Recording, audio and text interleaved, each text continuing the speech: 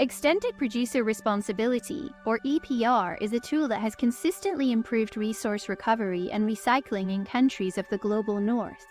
EPR is also emerging as an opportunity for countries of the global south to reduce plastic pollution. However, questions are emerging as well. How fair and inclusive are these EPR schemes when considering the existing informal structures in the global south? How do EPR schemes challenge or profit the workers of the informal recycling sector? Negotiations for a global instrument to end plastic pollution are ongoing, and EPR is considered a means of implementation. Understanding the potential challenges, enabling factors, and benefits of designing and implementing inclusive and just EPR systems is critical.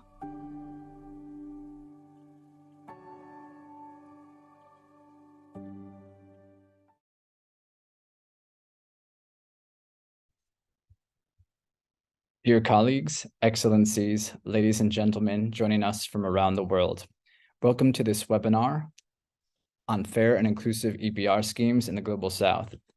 My name is Dave Messing, and I will be taking you through this event. This webinar will be recorded and translated in Spanish.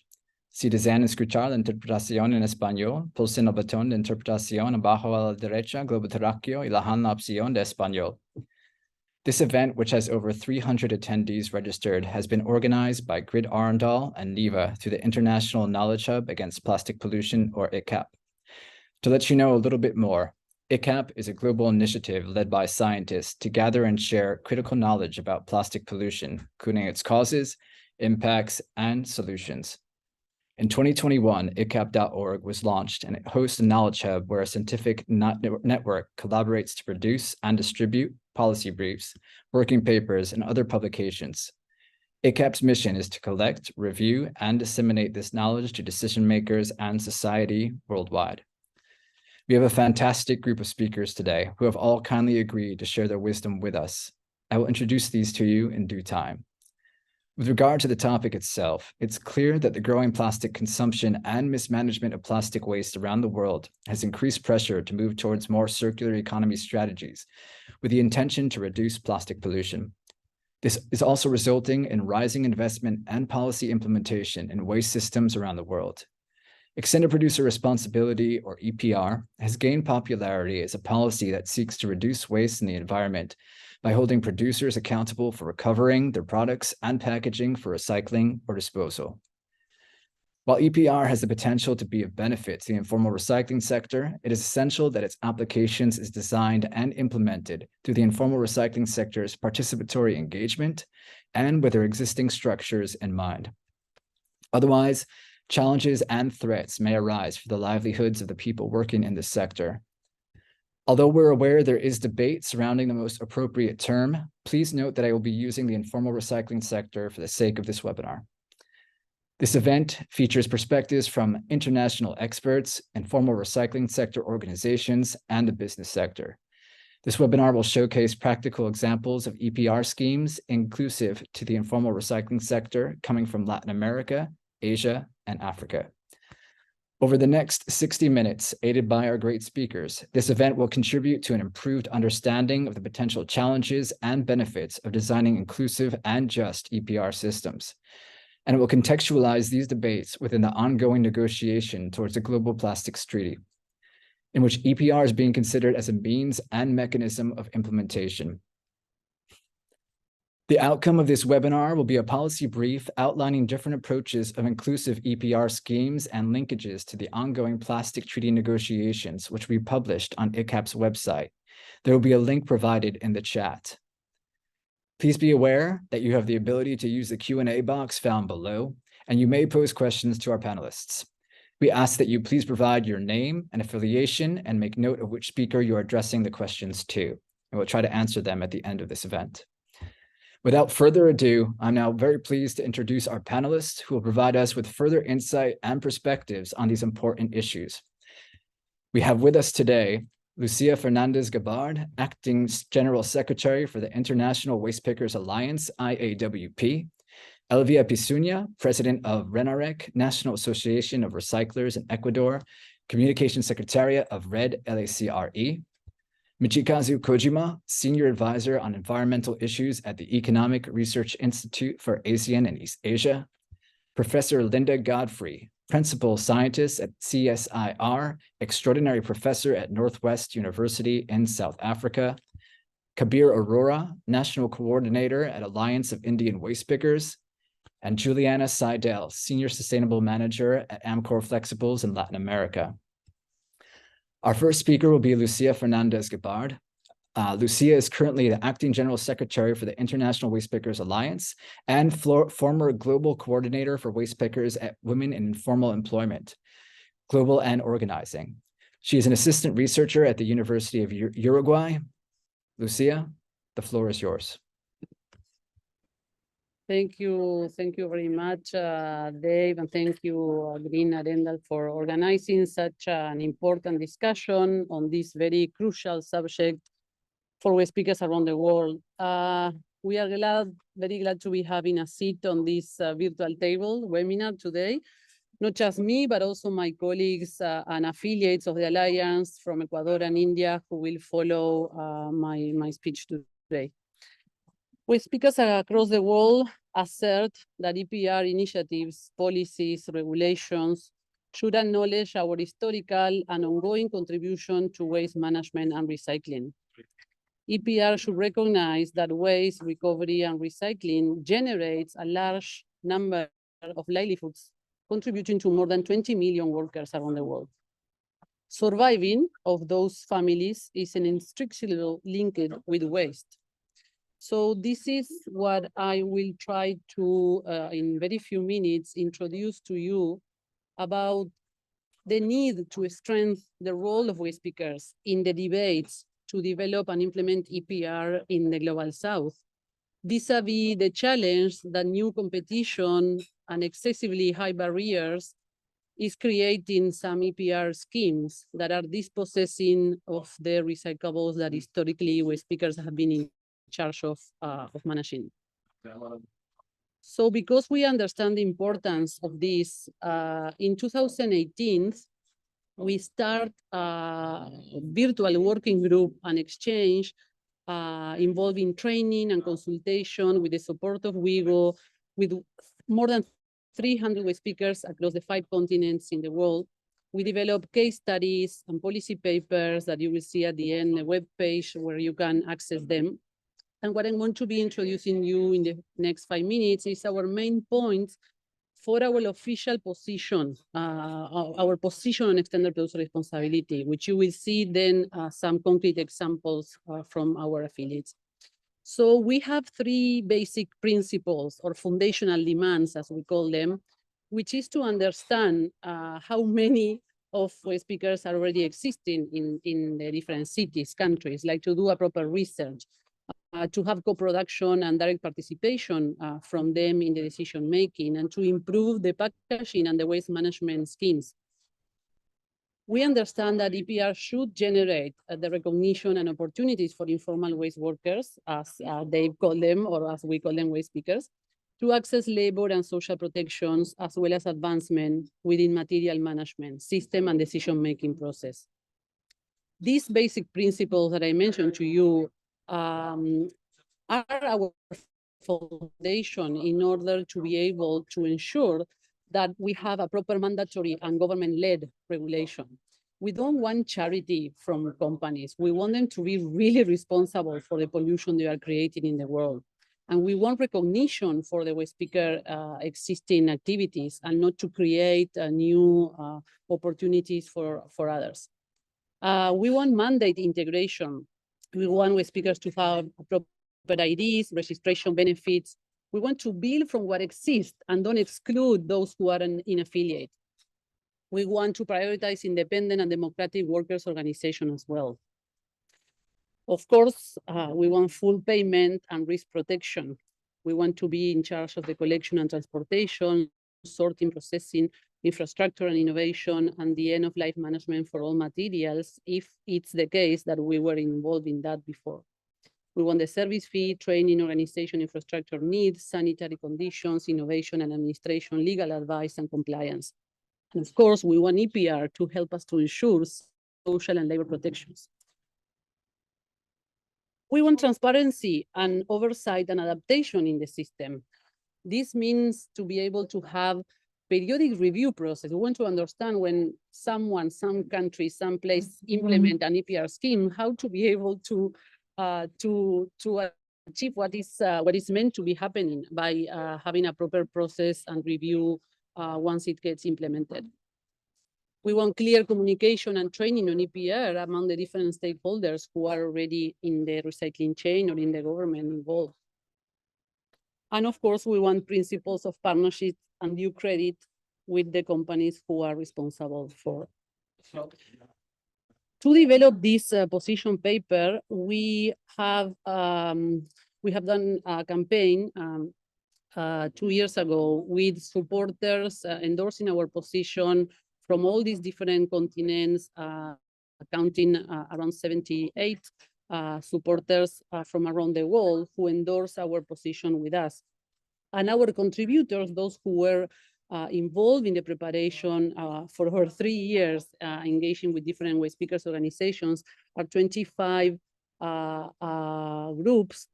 Some of them are here today and some of them aren't. What we want you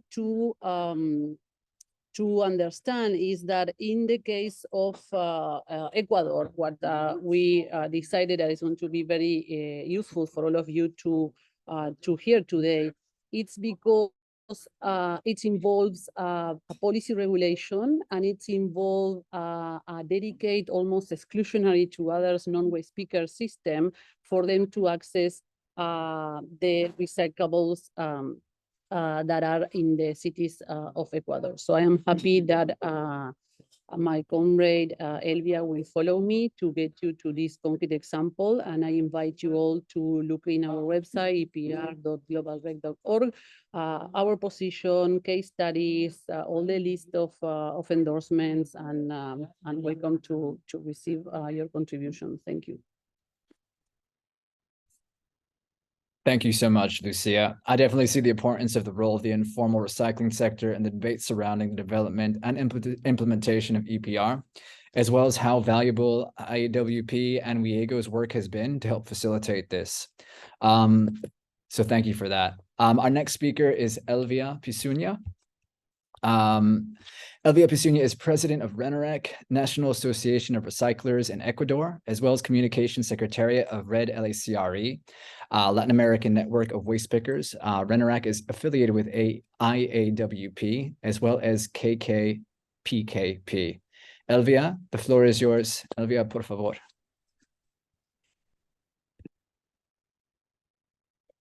Muchísimas gracias por el espacio maravilloso que me Thank you dan. so much Para for mí es un this honor marvelous opportunity escuchar that you todo offer el trabajo me. y el It is avance an que va honor cada día to haciendo listen por to all the work beneficio de and all the esos advances recicladores a that we nivel see every mundial. day, Somos las also to personas the que benefit metemos todos of los días la mano waste en una pickers in the fundita world, de because we basura are the para ones recuperar who todos esos put our residuos. hands in Esos the residuos que trash para every la day in gente es order to basura, recuperate para nosotros all es this un waste. This fuente is de maybe ingreso waste para to all of nuestras you, but familias, to us, para que this podamos, is a como se way dice, of llevar living for our un families in order sustento to para be la able to educación carry out para un a arriendo, para sustainable el life servicio for our básico. families to Y receive the esperamos que basic nuestros hijos también services, sigan education, progresando y and sigan estudiando food y also, and to preparándose. make sure that our Muchísimas sons and gracias por este daughters espacio. can thrive Es muy and can importante really para nosotros move porque quiero up in contar un this poquito la life. Thank you historia so de todo much este for trabajo giving que me hace this la Red opportunity to Nacional talk, a because I nivel want to talk nacional. about a little story about La Red what nació our en el national 2006 network does. con This una fundación que network se llama was born BINA, in donde nos ha ido ayudando 2016 por with todos the estos help of a años. foundation called BENA that helped us throughout all Pero these Fundación years. Avina lo que vio But es la the verdad, Abina la calidad Foundation humana. really had Personas que the todos human los días quality that we metíamos la mano needed. en la All basura. these people who just Eso put vio our la hands in the Fundación Avina. waste Y nos every day. comenzó a This is what organizar, a Abina capacitar, a Foundation saw. fortalecer So a this is nosotros. when they started Que no supporting us, tengamos miedo en training que us. todos esos They días helped estamos us metiendo la in mano en order la not to basura. be No afraid tengamos every miedo, day que no to nos be marginen in the middle of la waste. gente, la We sociedad. needed to make Pero sure that we are así visible to inició la people, to federación, society. And this is capacitando how the a federation mujeres, started. that we started capacity with capacity building for women, training women. And in 2018, we created a network. This network, I don't know how to say it actually. Through this network, we wanted to really show the people that if we get organized, we can leave poverty. It was a fight. It was a fight to visibilize this work of us every day, to make the society know the real work of what waste pickers we do. So this is how we got stronger and stronger, showing the work that we do. It's a beautiful work, actually. Before being trained for this work, we knew, we believed that we were marginalized, that it was marginal work. But now I am so proud of being a waste picker. I'm proud of working with waste. I'm proud of recycling this waste because it is a raw material that many companies who work in recycling can use also. So basically, we are environmentalists, despite the fact that we did not do any higher studies in environment. So we work with plastics, with cardboard, etc. And through the work that we carry out every day, we help the environment. So that's why we believe that we are environmentalists. And also we organize roundtables, we organize debates, etc., in order to show all the importance of the work of waste picker, that we help our municipalities, we help the companies to really also recycle all this weight. So through these years, we started to think about what we wanted through RENAREC network. So in 2011, we had a law actually that gave us 2 cents for each bottle. So each citizen basically, when they buy a product, before that they used to buy it and throw it on the floor, and the waste pickers, we had to take it back to the industry. And now we gave back the responsibility through this law about deposit refund to the consumers also. So each bottle costs 2 cents. And also we worked very hard also in order to evolve, and we really reached all these different goals that we had. But not only there, we worked at a national level. We have a national assembly where we meet in order to talk about the elaboration of public policies, because we would go to municipalities. There was no law that helped us. There were no bylaws to help us. So we worked on the elaboration of the law and the regulation related to recycling. So 4 years giving ideas, reinforcing our capacities, learning more, etc. And we were told that we could not only have a law for recycling, but there was a much bigger law, much better law actually, the circular law. So we gave our ideas, we gave our visions, we contributed also to the elaboration to this law, because our fathers, our grandfathers lived in this land, and we are the 3rd and the 4th generation that is working in that same recycling process. And also we managed to have a national census of waste pickers. We needed to know how many waste pickers we had in the country, and what were the conditions of life that we had, what was the stability that we had, and we made sure that waste pickers better their conditions of life. We discovered that many lived in very bad life conditions. We're talking about 50,000 families who live in Ecuador. And then we had the certification of our capacities, because we always thought, why doctors and lawyers, they have a certain certification and we don't. And we finally got this, and now we have a certification certification that is official, that recognizes our skills and competencies. So we are professionals of recycling. So we're fighting for our rights, and throughout this whole process, every day, we're putting our hands in the waste. We have colleagues who are suffering. They have health problems. They don't have a dignified life, and we need to help them for the future. 75% of waste pickers are women, and 75% of us are adults. And that's why we're working all together to help each other and to support each other also. Because we want the industrial sector to recognize our importance. In 2022, we reached the end of the deposit refund law for plastic bottles. So we work in order to put pressure on the government in order to make sure that we will not lose these 2 cents that we get per bottle. We made sure that the president of our country undersigned it, and then we went to the Constitutional Tribunal also, and it approved our proposal. And now our law was accepted, and we are working also in the elaboration of a national regulation. So all this learning day after day, we're extremely proud of it. We're proud of all the fight that we carried out, because we're helping all these people who need this work. There are so many people who listen to us. There are so many people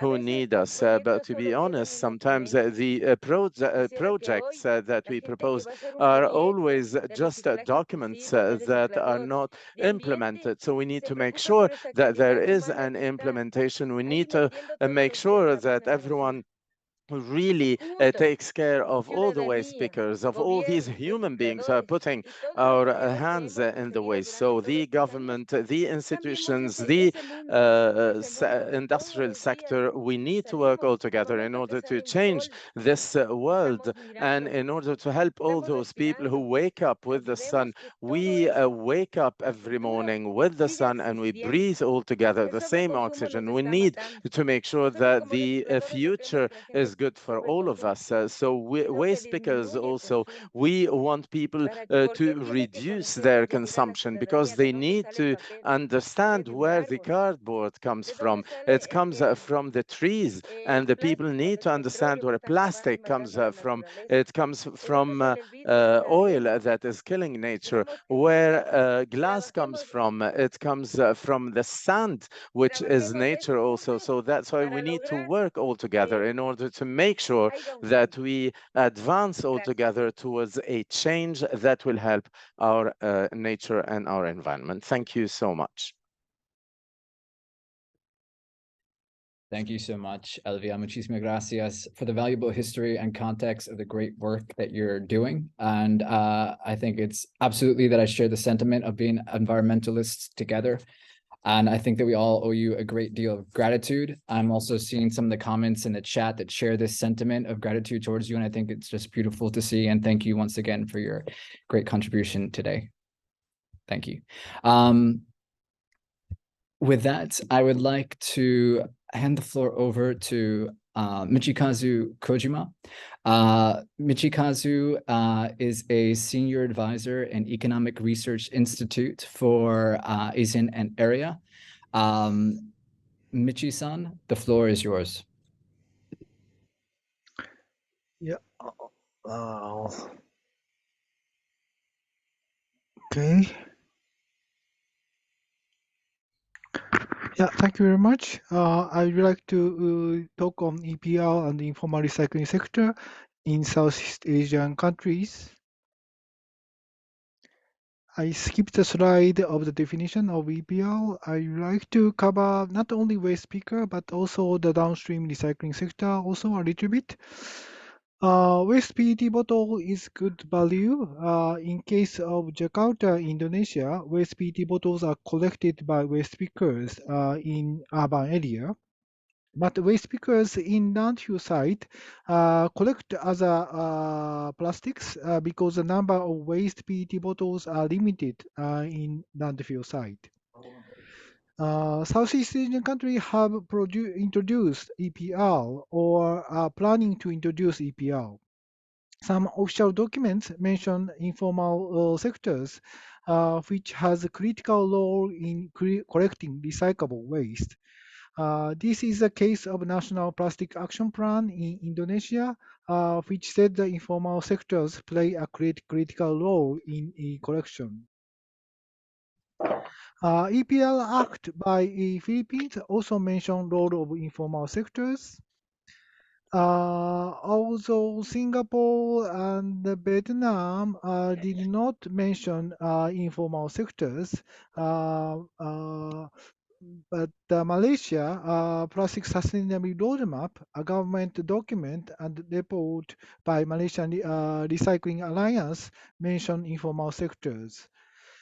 Framework for the ASEAN Economic Community also mentioned informal sectors. So some governments in developing Southeast Asian countries regard informal sectors as important stakeholders, especially on collection of recyclables. But there is a challenge. Not all plastics waste has high value. Due to supply and demand, the price of plastic waste varies. A research on value of plastics and efficiency of collection in the Philippines highlights the price of plastic waste varies. In addition, time need to collect 1 kilogram of the waste varies also.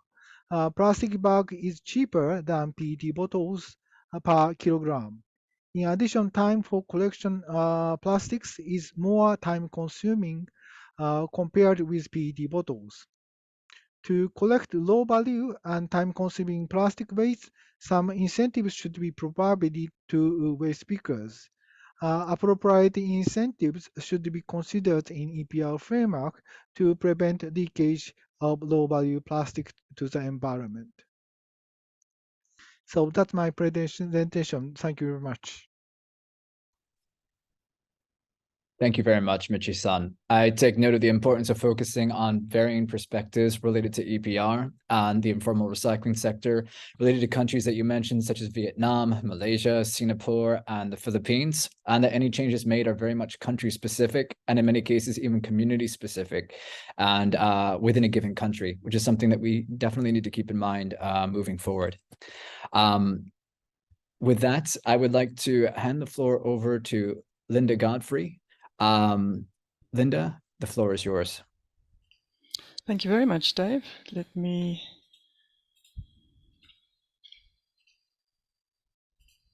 share my presentation and we can jump right in.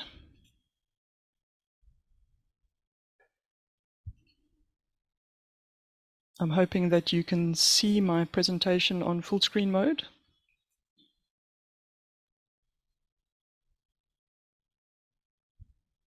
Not yet, Linda. Murphy.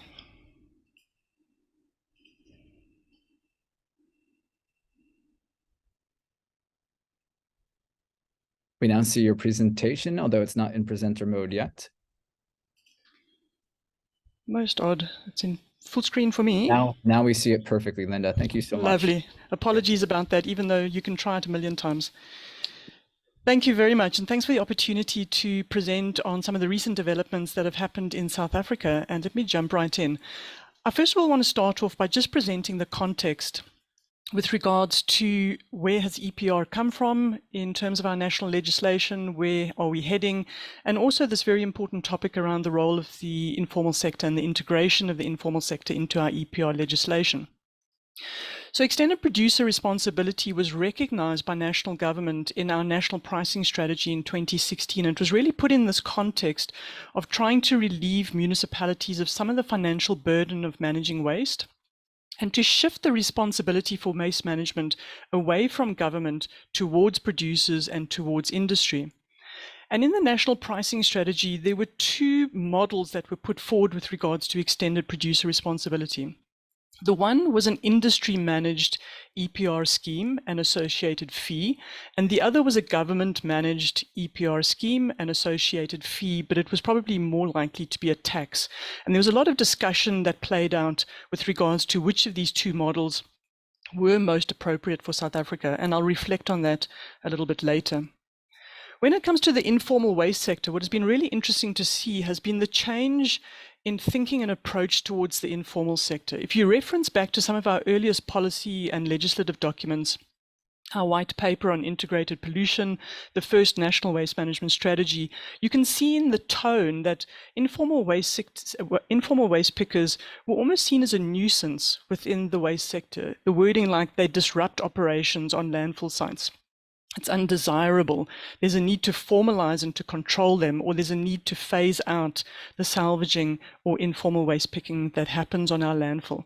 And so there's been a lot of learning and a lot of change in thinking with regards to the incredibly valuable role that the informal waste sector does play. It's estimated, based on the limited data that we have, that around about 70 to 80% of the waste plastic that is collected in South Africa is collected by the informal sector. And we've been able to achieve this because we've had voluntary EPR in place for many of our paper and packaging streams for nearly 2 decades. And so a lot of that voluntary funding flowed really into building the end-use market, the demand for the material, which created an opportunity for informal waste pickers to collect and to sell into the market. And so because of this voluntary EPR fee funding, this was quite a sizable amount of funding that actually flowed then directly back to informal waste pickers through a market-related price, through the sale of recyclable material. But we have started to see an erosion in terms of the amount of packaging and particularly plastic that is collected by the informal sector.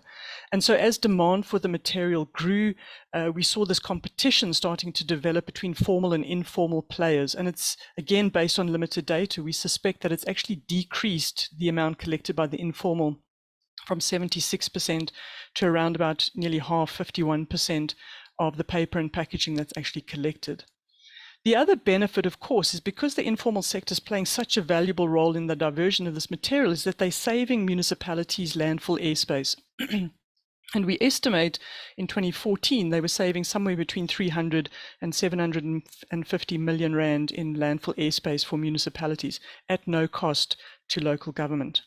And so the big challenge we've been sitting with is, as we shift from this voluntary EPR scheme to a mandatory one, what happens to the role of the informal sector? Is there growing competition between formal and informal? Is there a risk that EPR schemes will ignore or bypass the informal sector and simply contract with formal players?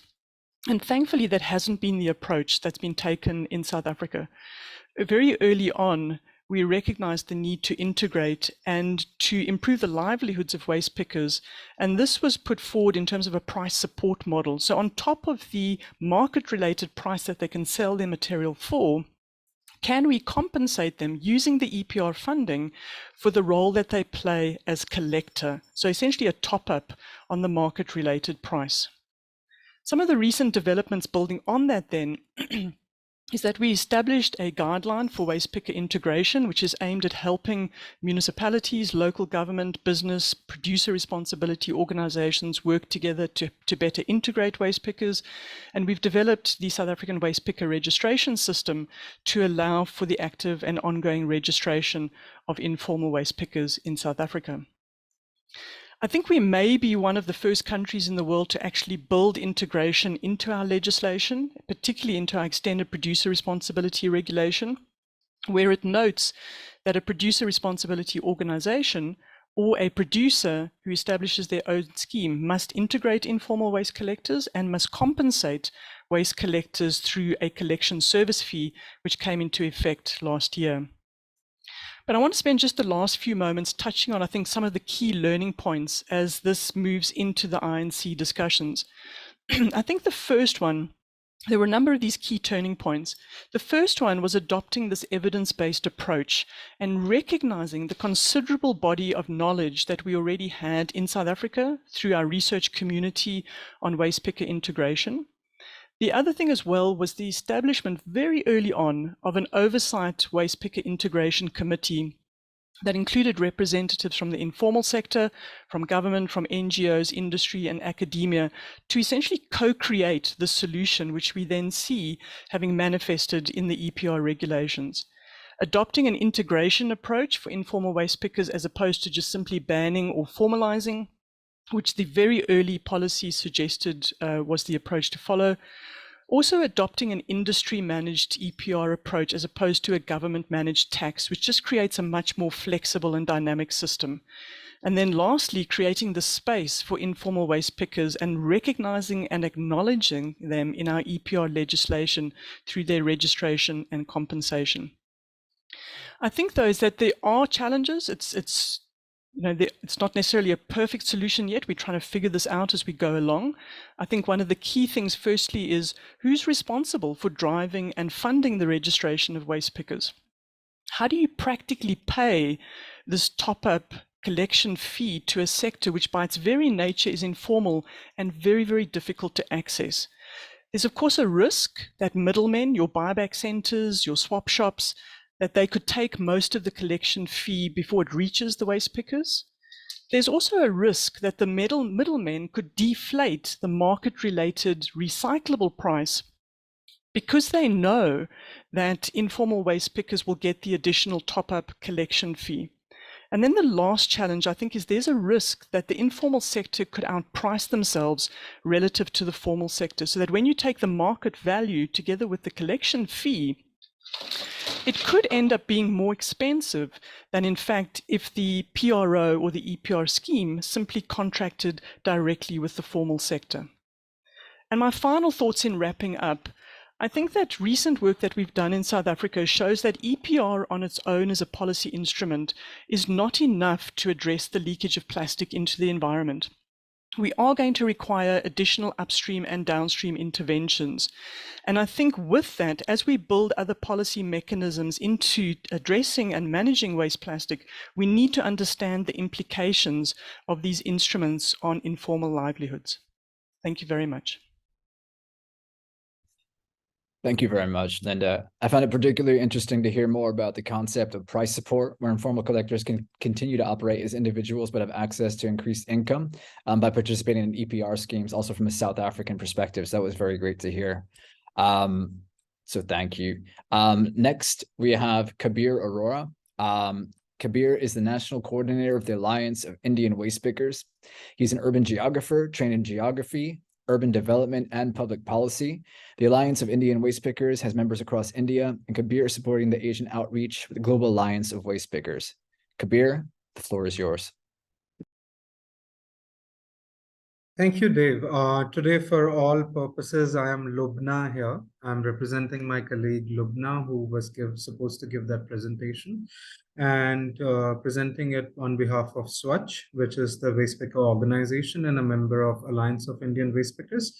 And when we're talking about inclusive EPR model, we have Swachh. Swachh is a co-op of waste pickers, which does door-to-door collection of waste in the city of Pune. And there are 3,800 members in Swachh, and since 2008, they have been working with Pune Municipal Corporation. They get user fee, as well as they get on user fee from the households, as well as the recyclable material, which they sort and sell to the recycling companies. The history of waste pickers organizing in Pune started in 1996 when the occupation of waste. The occupational ID card was issued in the city of Pune. There was a joint establishment. Swachh was created. Swachh is a co-op which also has municipal officials part of the discussion, and they have been collecting and recovering materials. More than 350,000 households were covered between 2008 and 2013. And then we have around, in 2014-15, we had around 300,000 households. And right now, Swachh is covering around 890,000 properties, 70% of Pune city. And EPR-based system which has started in 2020, and they have some scrap shops or waste pickers which we can discuss later separately. In addition to that, they have been also doing composting, biogas, and some extended producers responsibility work, which I'm coming right now. So right now, this is the model. If you see that the waste pickers collect the materials from the household, 98% source aggregated material, and out of it, recyclable dry waste goes to the recycler till the end, and you see the supply chain where scrap dealers, small scrap aggregator, large aggregators come in. Then we have some sort of non-recyclable waste, which currently go to cement kilns. Some of it, actually, most of it was ending in the landfill and sanitary sites, sanitary landfills, as well as dump sites. Then we have wet waste, which is going for composting. And now we will be coming specific to the EPR question of what Swachh has done. So we have 3,800 waste pickers covered, with 968,000 households covered by Swachh in door-to-door collection. 1,450 tons of waste is collected, and 200 tons of waste is sent for recycling every day. The Swachh ITC model is based on recovering multi-layered plastic collection in Pune. Features of this model is that it involves informal waste and recycling sector, and specifically targets non-recyclable material, which is multi-layered plastic. And what happens is that waste pickers are compensated for their contribution in recovering through a premium rate, which is paid to the co-op to be distributed to the waste pickers. And then we have material channels. When you pick up materials from households, you already have a lot of multi-layered plastic coming to your supply chain. So you now have to deal with that. So what waste pickers do is that they send that material to the processing unit, which I'm coming later. But what happens in this particular model is that ITC directly works with the waste pickers co-ops to recover the multi-layer plastics, which is generated at household levels as well as on the streets. So this is the system. What happens is we have decentralized collection in every municipal ward, which is the municipal administrative unit in every city. It goes to an aggregation center, warehouse, and then it goes for recycling and processing. So right now, Swachh pays to buy MLP from waste pickers, transport and aggregate and sort and send it to processors, maintain data and documentation, and provide it to ITC. And ITC reimburses that cost. There's one big difference is that there is one level of payment which is received by the recycling and processing unit, is given by recycling and processing unit to Swachh Co-op. In addition to that, ITC gives a premium price to cover the rest of the cost, which is called viability gap funding in this particular model. So 1,300 metric ton of multi-layered plastic has been collected, and every month around 100 metric ton is collected. Over 1,000 waste pickers have been integrated, and around 600 rupees per month, which is $8 additional income, which comes from multi-layered plastic. And remember, multi-layered plastic is the most place-taking plastic. It takes a lot of space, even though it doesn't have weight. So waste pickers by themselves are not going to collect multi-layered plastic unless there is value. So there is this company, ITC India Tobacco Company, which gave the contract of multi-layered plastic collection to Swachh, and to show that it is their EPR work. Right now, if you see it on your screen, that there is additional system which Swachh has connected, which is on the top of your screen, which is the waste picker collected from household. 100 tons of it is collected, aggregated, sorted, and then sent to recycling, in addition to the existing system. So it doesn't displace anyone. It sort of complements the system and fills the gaps which were missing.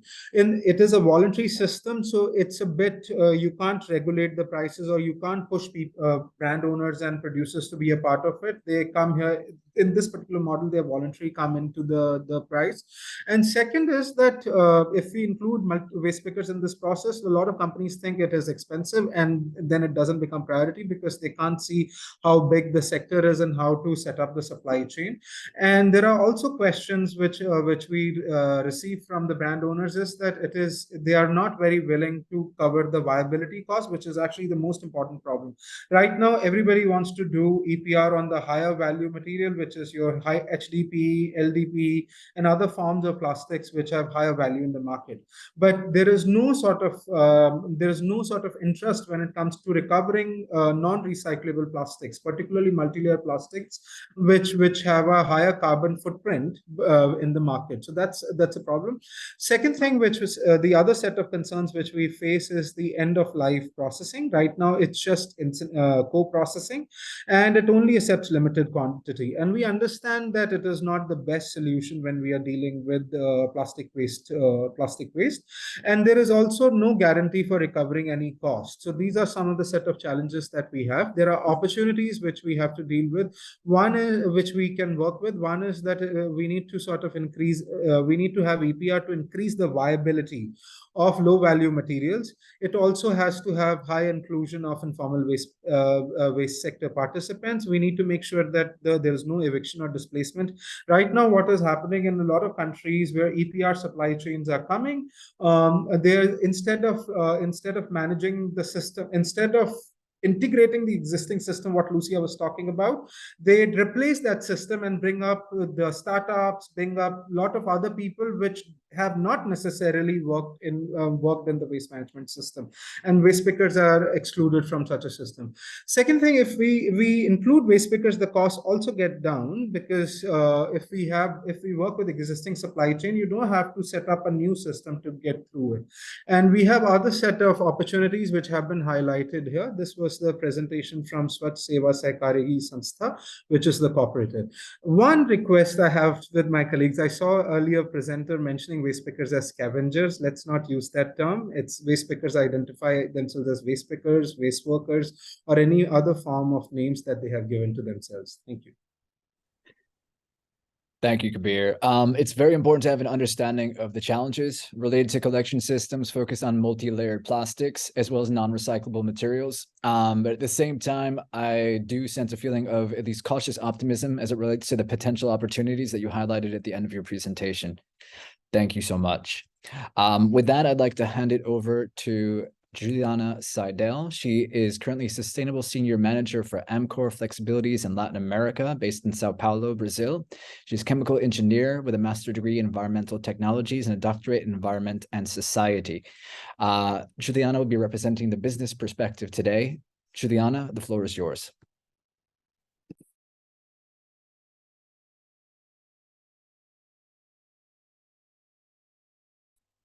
And Juliana, we ask if you're able to turn off mute, please.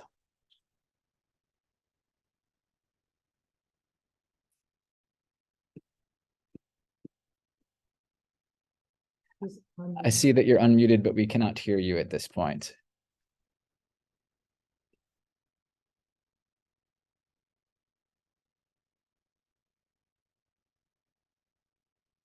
Still nothing, Juliana.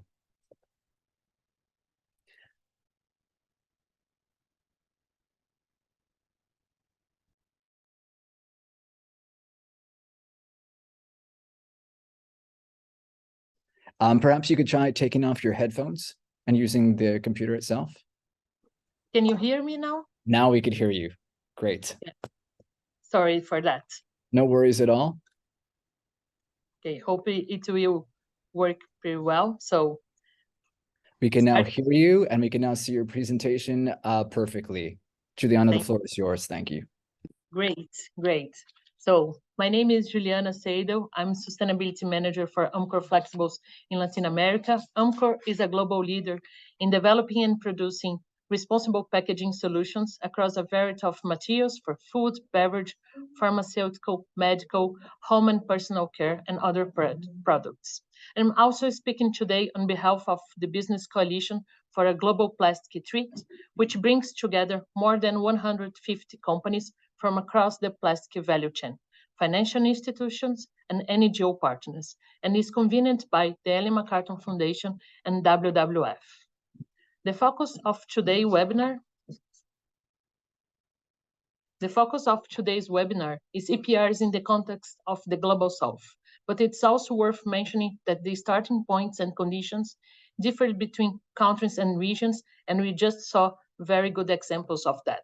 Successful EPR regulations in Latin America will look different than the ones to be developed for Africa or in Southeast Asia, and definitely different from what has been implemented in the Global North. On the other hand, there are commonalities across many different geographies that can be identified and where regulatory conditions should be improved and increasingly be aligned globally. We expect the Global Plastic Treaty to establish key principles and minimum requirements that governments must respect when developing their regulatory frameworks to promote circular economy solutions and formalize waste management practices. From a business perspective, there needs to be clarity and harmonization globally on certain aspects of EPR legislation, such as the objective and scope of EPR systems should be clearly defined. The establishment and the operation of EPR systems must take into account the local context, and its development should include participation from relevant stakeholders, including the informal recycling sector. The governance model of EPR systems needs to be clearly regulated in the legislative framework. EPR systems should be designed to accelerate the transition to a circular economy. The use of EPR fees should be ring-fenced to cover the net cost of waste collection, sorting, and recycling, as well as related communication activities and other costs of the EPR systems. This should include adequate measures to promote social inclusiveness and fairness, especially in transitional markets, and contribute to improving the health, welfare, training, and income of waste pickers and other works in informal and cooperative settings. In addition, EPR systems should incentivize upstream solutions such as reduce, redesign, reuse, and repair of products. Provisions in the sector-specific EPR legislation should ensure transparency of information and collaboration, supported by robust and transparent reporting, monitoring, social inclusion plan, and enforcement. Therefore, one of the key priorities of the Global Plastic Treaty is to address and acknowledge the crucial role that waste pickers and other works in informal or cooperative settings play in recycling economy that exists today in many countries around the world. Waste pickers deliver a service through the collection of recyclable materials and products. They have the knowledge. They prove that with the examples that we saw today, and they understand of the local markets. They currently represent, in many cases, the only functional mechanism for trading and recycling of valuable materials. It's not enough to commit to ensure a just transition by putting well-intended aspirational language in a separate section of the treaty. We must make sure that just transition is made operational in the specific treaty provisions and obligations for member states to empower waste pickers to operate within existing or emerging regulatory systems such as EPR. Such provisions must support greater integration of the informal recycling sector within cooperative settings and more formal value chains by building up capacity, resilience, foster self-organization, all of this informed by the views of waste pickers themselves. Provisions should mandate governments to implement measures for a sound traceability and documentation of public and private funding of such activities, making sure that they reach and benefit the informal recycling sector in the form it's intended to. The treaty, in order to deliver on the points made before, we believe governments should adopt a phased approach. First phase is scoping. This phase should seek to take lessons learned from how EPR has performed in comparable markets and establish a comprehensive understanding of the waste management landscape in the focus market, including engaging in knowledge-building initiatives in close collaboration with representatives from the informal recycling sector. Phase 2, stakeholder engagement and setup to engage industry and other key stakeholders, including waste pickers, in discussions and clearly set out parameters of the EPR system. Form a producer responsibility organization that understands this scenario and run commercial scale pilots. And the third phase, formalization. Establish the legislative framework and enabling policies that allow waste pickers and other works in informal or cooperative sectors to actively participate in EPR systems that are tailored to the local context. The Global Plastic Treaty is a unique opportunity to prompt governments around the world to put a more reliable and consistent policy framework in place, including on EPR.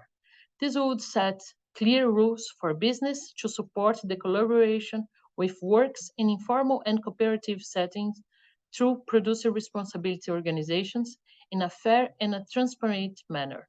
We must address seriously human rights impacts on waste pickers while we improve the effectiveness of current collection and recycling systems around the world. Thank you. Thank you, Juliana. And it's important to hear the business perspective on how EPR fees should be ring-fenced to include measures related to social inclusiveness and working conditions for the informal recycling sector, as well as emphasizing the sector's knowledge and understanding related to a just transition. So thank you very much for that. I wanted to thank all of our presenters for sharing your thoughts thus far. I think it's been great presentations, and I think it sets the stage nicely for a good discussion in the last minutes here. So the question that I have, and this is going to be for all speakers, and I would kindly ask you to raise your hands if you would like to respond. But if you have one piece of advice for people who are listening today and who are involved in or considering developing or implementing EPR schemes in the Global South, what would this be in the sense of ensuring a sustainable and inclusive EPR for all workers of the informal recycling sector?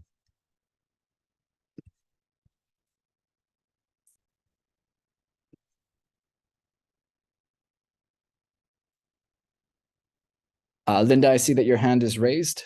Linda, the floor is yours.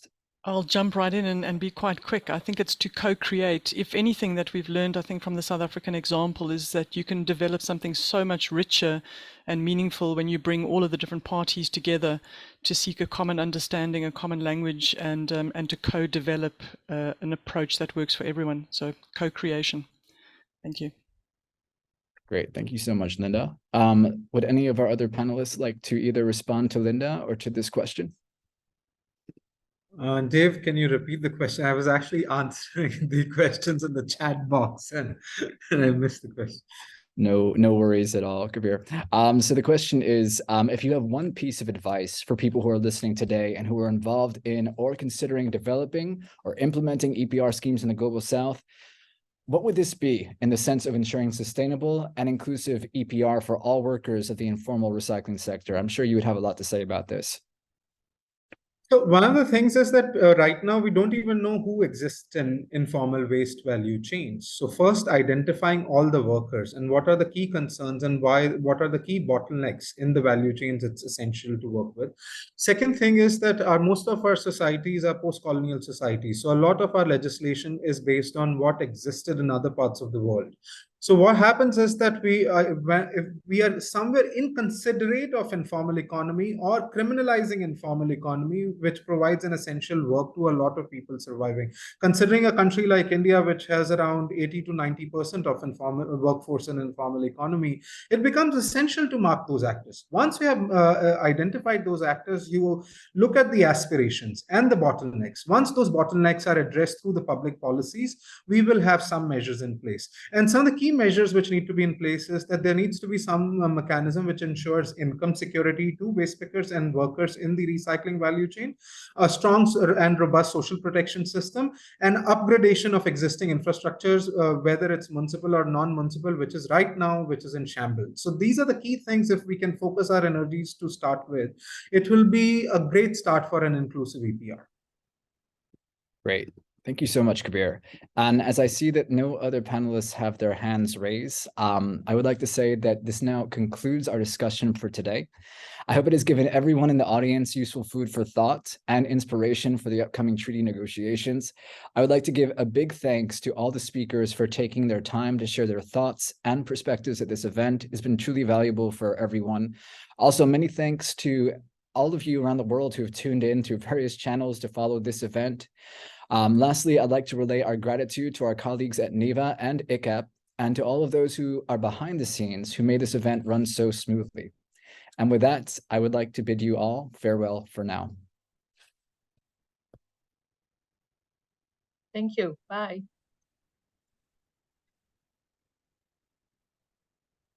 Mhm.